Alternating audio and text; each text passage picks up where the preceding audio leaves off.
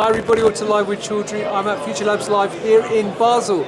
We're coming to the end of day one, and finally, and I do mean finally, I've managed to pin down Dan Lord from Opentrons to do this interview with me, because he has literally been off his feet the whole day with people coming to talk to him, and I finally managed to get this break in his schedule. So Dan, first of all, I was going to ask you how was your day was, but I pretty much know. How was your day? It's been incredibly busy here. We've been run off our feet for the last 7 or 8 hours now here at Future Labs Live. It's been fantastic. We've had a lot of conversations with people, and we've had a chance to really hear from scientists from all over Europe about the work that they're doing and how they're looking to implement automation in their labs. I'm glad to hear that. Well, look, for people not familiar with Opentrons, though, can you give us a quick overview of the company and what you actually do? Yes, so Opentrons, we make automation, we make robots for scientists and engineers, designed to be very simple to use, extremely accessible automation systems for liquid handling and more in the lab. So everything from very simple aliquoting tasks, serial dilutions, cherry picking, through to really complex end-to-end workflows for next generation sequencing, library preparation, qPCR setup, proteomics kinds of workflows. So the whole range really across all types of laboratories, even outside of life sciences as well. So we've got end users working in material science, chemical synthesis, automated materials discovery. So the whole range really. Fantastic. Now, this week at Future Labs Live, though, is there anything in particular that you're looking to showcase or talk to customers about?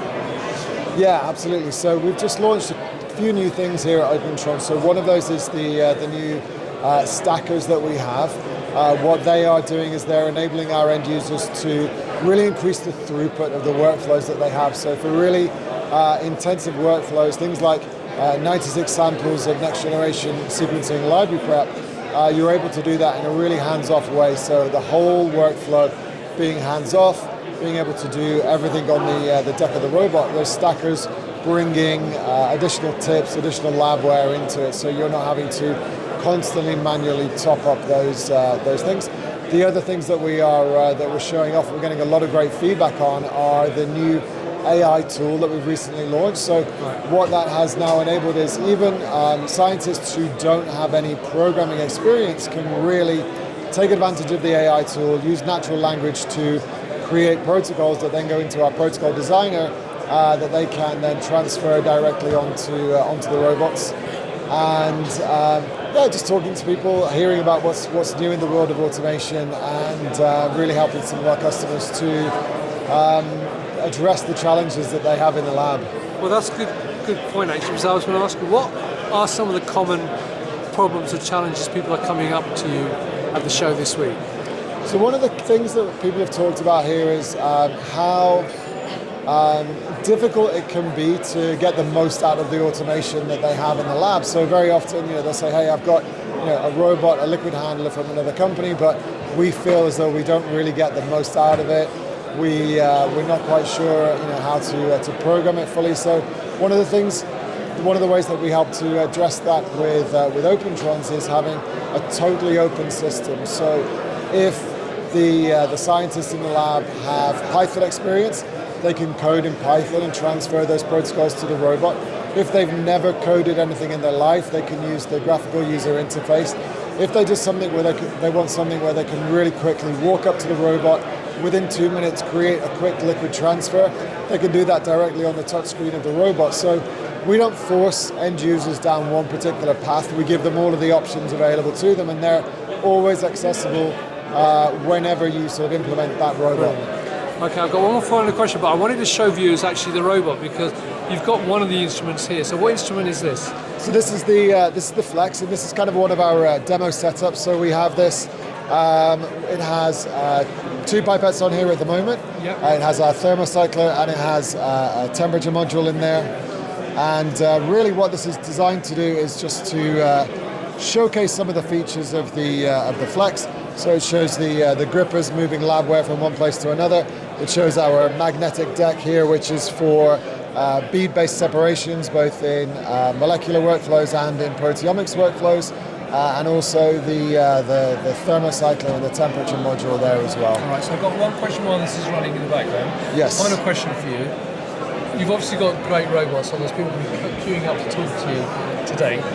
But what makes your solutions unique and different to what's already in the marketplace, and why should people work with you? That's a great question. There's a lot of different suppliers out there for automation and for liquid handling. I think one of the unique things about Opentrons is that we come from this. We approach this in a direction of wanting to make this accessible. So we're not gatekeeping. We're not saying you have to have a PhD in robotics to be able to work with this. We just want scientists to be able to really use the automation and get the best out of it. That's brilliant. So Dan, thank you very much for taking time. I'm glad I finally pinned you down.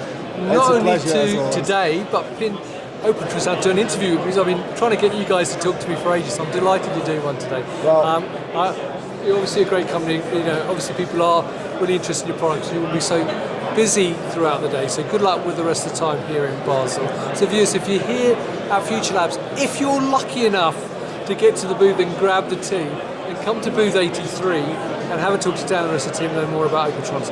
If you can't make it though, there are many, many other events. I know that for a fact because I keep bumping to the man Dan into so many shows across Europe, but also in the North America and the rest of the world. Also follow them on LinkedIn, go to their website and learn more about Opentrons there. Dan, honestly mate, it's been lovely to see you. Enjoy the rest of your time here in Basel. And viewers, thank you for watching. Until next time, stay well, stay safe. Bye-bye. Thank you very much.